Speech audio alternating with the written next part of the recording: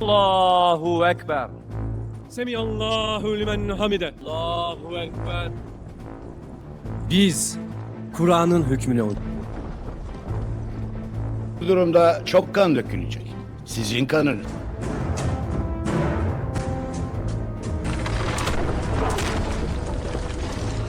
Hakanlar! Okçular!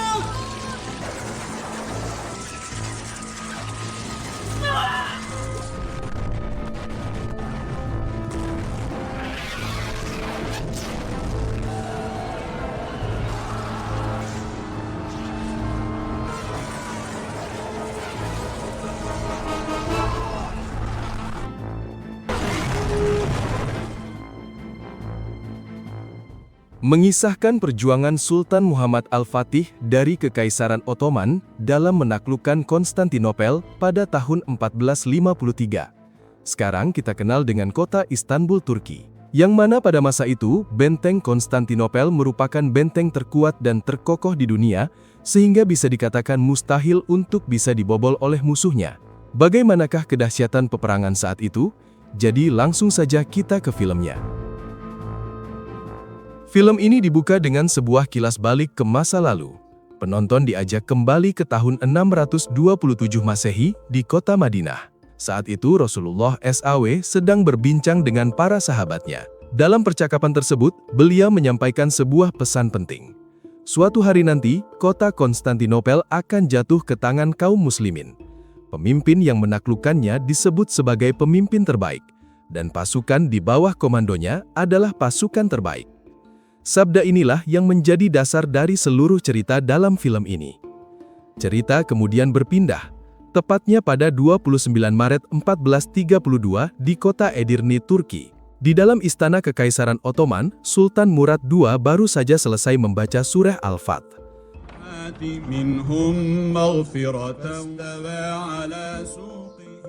Tak lama berselang, seorang utusan datang membawa kabar gembira.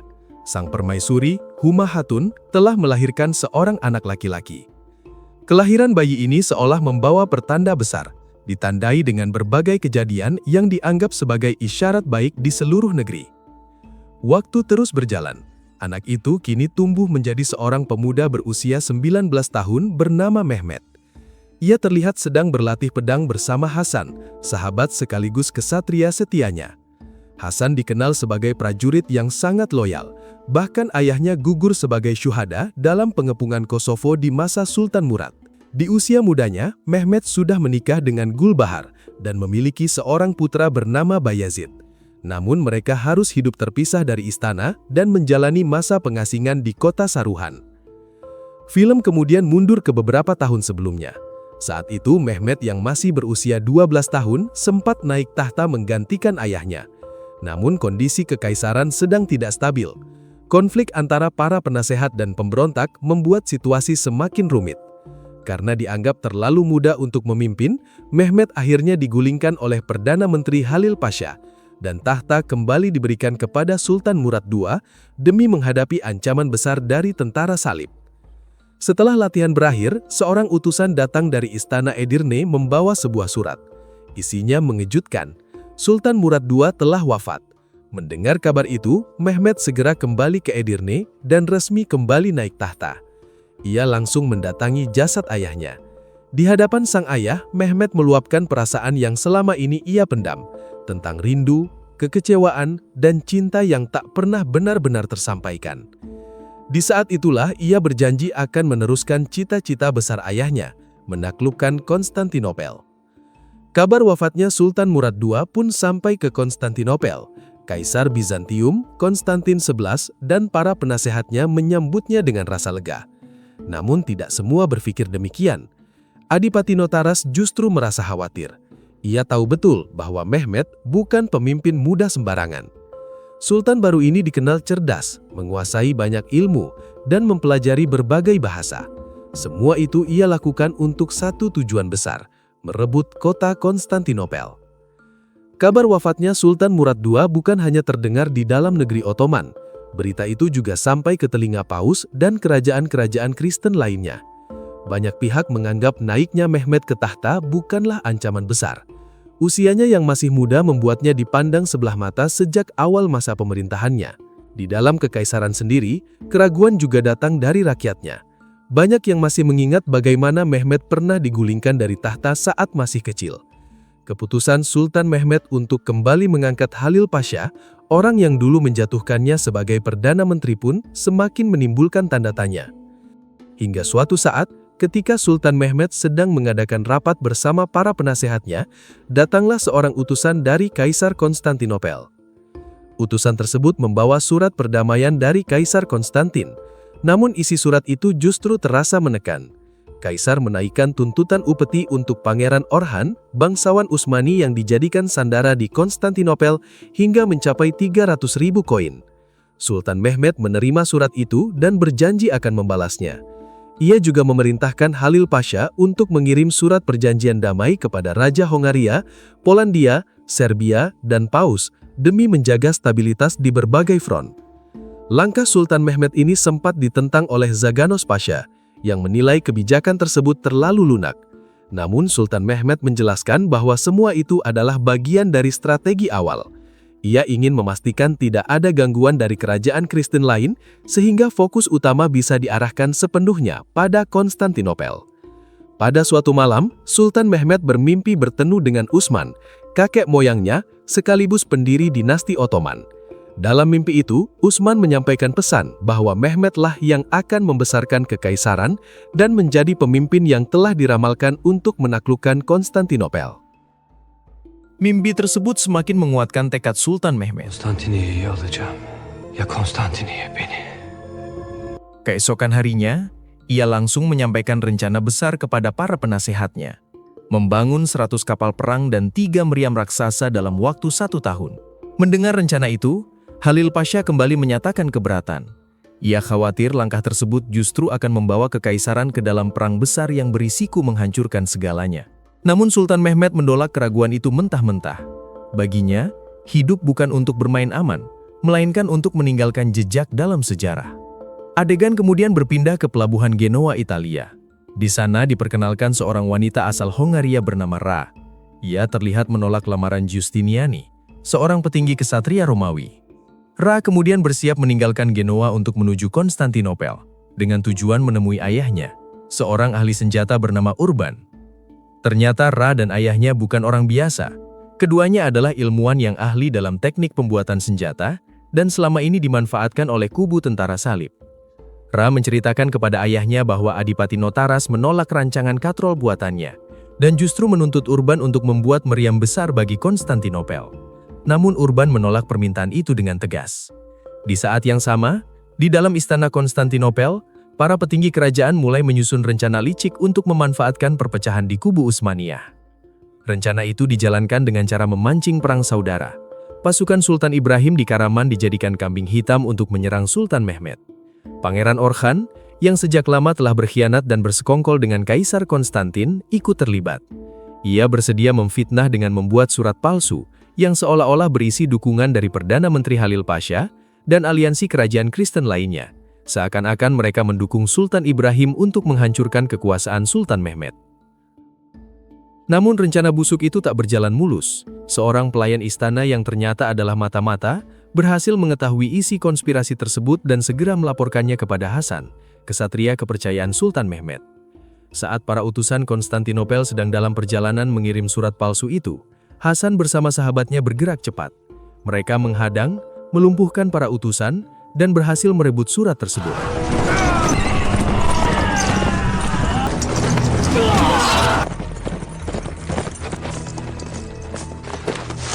Surat itu kemudian langsung diserahkan kepada Sultan Mehmed. Membaca isinya, Sultan pun murka saat menyadari adanya pengkhianatan dari dalam. Akibat terbongkarnya rencana tersebut, Sultan Ibrahim dari Karaman segera membatalkan niatnya untuk menyerang. Ia sadar telah dijebak. Tak lama kemudian, Sultan Ibrahim mengumumkan keinginannya untuk berdamai dan menyatakan tunduk kepada Sultan Mehmed. Sultan Mehmed pun memerintahkan agar Sultan Ibrahim dibawa menghadap langsung kepadanya, dengan tujuan memperbaiki hubungan di antara sesama kerajaan Utsmaniyah. Di sisi lain, Sultan Mehmed memanggil Halil Pasha dan menanyakan langsung soal surat yang mencatut tanda tangannya. Meski Halil Pasha membantah dan menyadari bahwa dirinya telah difitnah, Sultan Mehmed tetap mengambil sikap tegas. Ia menghukum siapapun yang dicurigai berkhianat, bukan semata sebagai hukuman, melainkan sebagai peringatan keras bagi seluruh bawahannya. Ini adalah cara Sultan Mehmet menguji kesetiaan orang-orang di sekelilingnya. Halil Pasha pun sempat pasrah, mengira dirinya akan dijatuhi hukuman mati. Namun yang terjadi justru di luar dugaan. Sultan Mehmet memanggilnya dan malah meminta pendapatnya. Eşhedü enne Muhammeden abduhu ve resuluhu.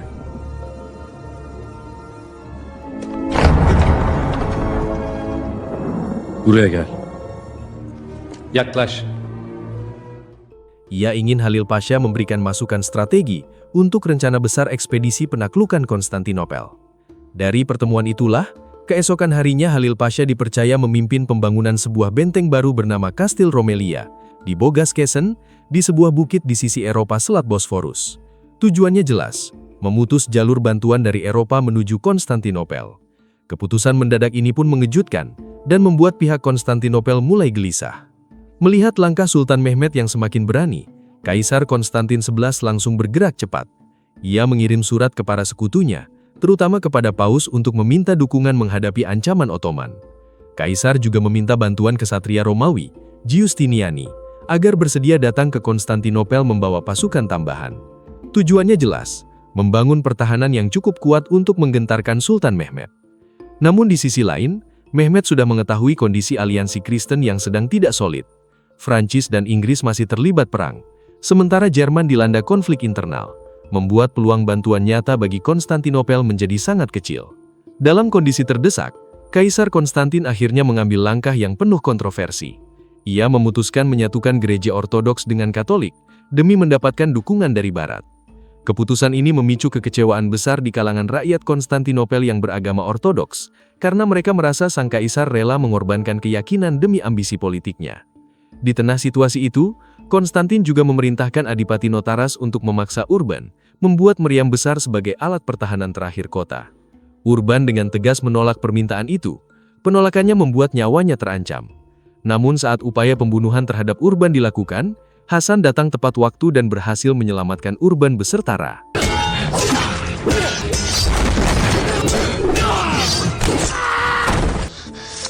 Sejak kejadian itu, Urban dan Ra memutuskan berpihak kepada Sultan Mehmet. Sebagai bentuk balasan, Urban bersedia membuat meriam raksasa yang belum pernah ada sebelumnya, sebuah senjata yang kelak akan mengubah jalannya sejarah. Persiapan perang pun terus dikebut. Sultan Mehmet menugaskan Hasan untuk mengawal langsung proses pembuatan meriam raksasa tersebut.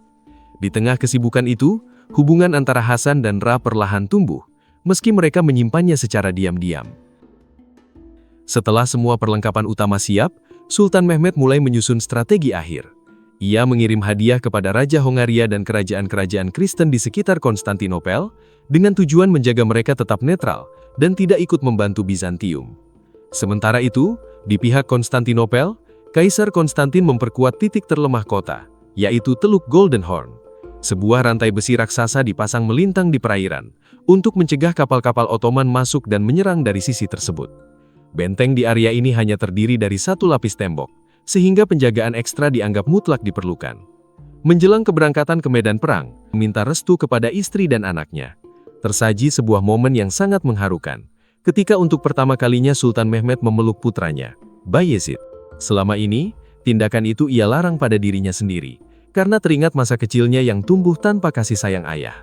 Kenangan itulah yang justru menguatkan tekadnya untuk meneruskan cita-cita para leluhur. Dengan semua persiapan yang telah matang, invasi besar pun dimulai pada hari Jumat, 6 April 1453.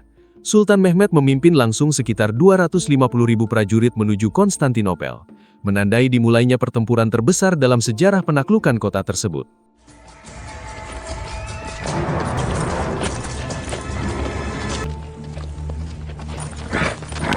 Selamünaleyküm. Menjelang dimulainya serangan, Sultan Mehmet terlebih dulu mengirim pesan kepada Kaisar Konstantin XI.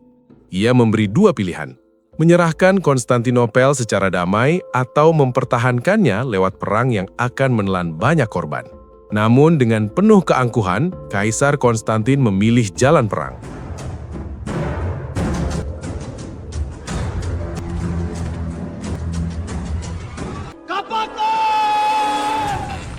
Bentrokan pun tak bisa dihindari. Mesin-mesin pelontar batu mulai dikerahkan, dan untuk pertama kalinya dalam sejarah, meriam raksasa Basilika ditembakkan ke arah tembok Konstantinopel. Ledakannya berhasil menciptakan celah, meski belum cukup besar untuk menembus pertahanan kota. Masalahnya, meriam Basilika tidak bisa ditembakkan terus-menerus. Senjata raksasa itu harus didinginkan terlebih dulu setiap kali digunakan, sehingga hanya mampu menembak sekitar 5 hingga 7 kali dalam sehari. Kesempatan ini dimanfaatkan pasukan Konstantinopel untuk menutup kembali celah di tembok.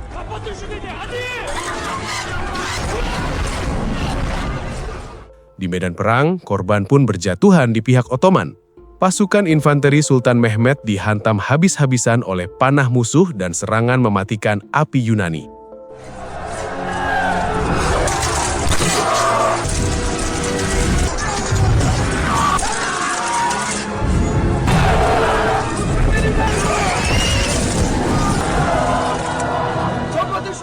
Hari pertama peperangan pun berakhir dengan kemenangan di pihak Konstantinopel. Merasa benteng mereka tak mungkin ditembus, pasukan Konstantinopel merayakan kemenangan dengan penuh percaya diri. 5 hari setelah serangan pertama, Sultan Mehmed mengubah pendekatan. Ia memerintahkan Mustafa, kepala penggali, untuk membuat terowongan bawah tanah secepat mungkin demi menembus benteng dari bawah. Namun upaya ini berhasil diketahui oleh pihak musuh. Beberapa penggali pun gugur dan mati syahid sebelum rencana tersebut membuahkan hasil.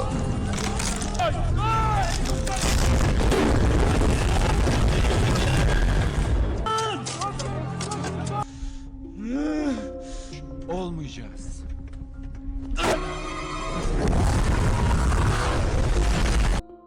12 hari setelah penyerangan awal, Sultan Mehmed kembali memerintahkan serangan kedua. Kali ini Hasan memimpin pasukan kavaleri dalam serangan malam hari.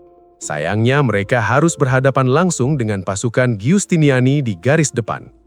Menara berjalan Helepolis yang digunakan untuk membawa pasukan infanteri berhasil dihancurkan. Situasi semakin genting ketika Hasan nyaris tewas dalam pertempuran sengit tersebut.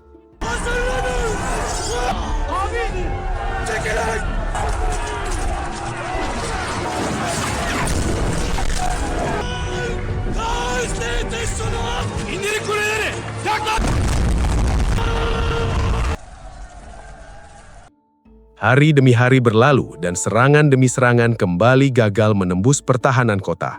Sultan Mehmed terlihat semakin tertekan, apalagi saat mendengar kabar bahwa 3 kapal bantuan dari Romawi berhasil lolos dan bergabung dengan pasukan Konstantinopel. Meski begitu, Sultan Mehmed tetap bertahan di medan perang. Ia memilih menyendiri di dalam tendanya selama berhari-hari. Pasukan pun mulai kebingungan dan kehilangan semangat. Hingga di tengah situasi yang penuh keputusasaan itu, datanglah seorang guru spiritual yang sangat dihormatinya, Syekh Agung. Dalam kunjungannya ke medan perang, Syekh Agung mengajak Sultan Mehmed untuk menyaksikan sendiri bukti dari mimpi dan keyakinannya. Ia menunjukkan makam seorang sahabat Nabi yang gugur sebagai syuhada, Abu Ayyub al-Ansori. Selama ini, makam tersebut tak pernah diketahui keberadaannya. Abu Ayyub adalah sosok yang pernah ikut dalam pengepungan Konstantinopel bersama pasukan Islam dan memilih tetap tinggal di tanah itu hingga akhir hayatnya. Syekh Agung juga menyampaikan firasatnya bahwa dalam penyerangan kali ini, ia melihat tanda-tanda kemenangan. Syekh Agung berpesan kepada Sultan Mehmed agar tidak menyerah. Ia mengatakan bahwa jika kesempatan ini dilewatkan, mungkin Sultan Mehmed tak akan pernah mendapatkannya lagi. Setelah pertemuan spiritual itu, Sultan Mehmed kembali menenangkan diri dengan berzikir. Di tengah keheningan malam, sebuah ide besar akhirnya muncul. Ia memerintahkan pasukannya untuk menarik kapal-kapal perang melewati jalur darat, melintasi hutan dan perbukitan, menuju Teluk Golden Horn, titik terlemah Konstantinopel yang selama ini dianggap mustahil ditembus. Strategi tak terduga ini benar-benar di luar dugaan Kaisar Konstantin. Ketika kapal-kapal Ottoman tiba di Golden Horn, kepanikan pun melanda Konstantinopel. Kota itu dibuat kalang kabut. Saat fajar menyingsing, Sultan Mehmed memimpin langsung sholat duha berjamaah bersama seluruh pasukannya. Allahu Ekber. Allahu Ekber. Allahu Ekber. Esselamu aleyküm ve rahmetullah. Sebuah momen yang sunyi, hikmat, dan penuh keyakinan sebelum pertempuran penentuan dimulai. Tak lama setelah itu, ledakan dari bawah tanah mengguncang benteng Konstantinopel. Pondasi pertahanan kota runtuh, menandai dimulainya serangan terakhir. Di bawah cuaca yang tenang, benteng yang selama ini dianggap tak tertembus, akhirnya roboh. Pasukan Ottoman langsung menyerbu masuk dan melumpuhkan pertahanan garis depan. Warga kota panik dan berlarian menyelamatkan diri. Di tengah kekacauan itu, Hasan akhirnya berhadapan langsung dengan Giustiniani. Pertarungan sengit pun terjadi, hingga Giustiniani akhirnya berhasil dikalahkan dan tewas.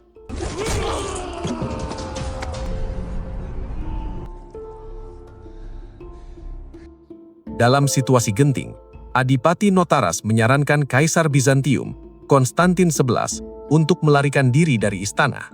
Namun saran itu ditolak.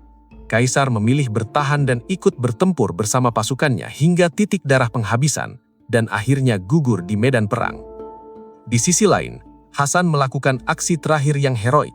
Dengan sisa tenaga, ia berusaha mengibarkan bendera Utsmaniyah di atas benteng Konstantinopel sebagai tanda kemenangan. Bendera itu akhirnya berkibar, meski Hasan harus gugur dan syahid setelahnya. Akhirnya, Sultan Mehmed bersama pasukannya berhasil merebut kembali Konstantinopel yang selama berabad-abad berada di bawah kekuasaan Bizantium. Sultan Mehmed yang kelak dikenal sebagai Muhammad Al-Fatih memasuki kota dalam usia yang masih sangat muda, 21 tahun. Konstantinopel pun resmi menjadi bagian dari wilayah Kekaisaran Utsmaniyah. Dalam kemenangan itu, Sultan Mehmed tidak membalas dengan pembantaian. Ia justru merangkul penduduk Kristen yang tersisa, memberi mereka hak hidup berdampingan dan kebebasan menjalankan agama sesuai keyakinan masing-masing. Disinilah kisah besar penaklukan Konstantinopel berakhir dan film pun ditutup.